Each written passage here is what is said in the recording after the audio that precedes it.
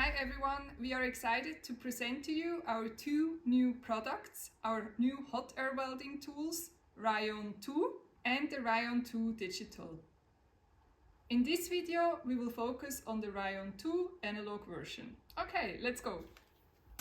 Meet the RiOn 2. Stronger, smarter and built for professionals. Designed for perfect welds and maximum control, wherever your job takes you. RiOn 2, your reliable partner in every detail. Let's see how the RiOn 2 is operating. First, we plug it in. Now the light is on the main switch and is blinking like this. The motor is not running now. We push the main switch and now the motor starts running.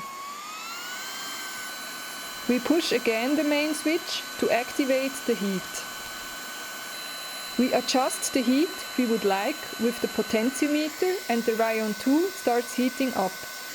Now we also have the LED that starts to shine as soon as the tool is heating.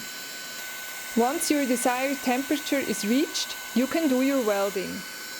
If you're done working and want to switch the tool off, you can initiate the cool down mode.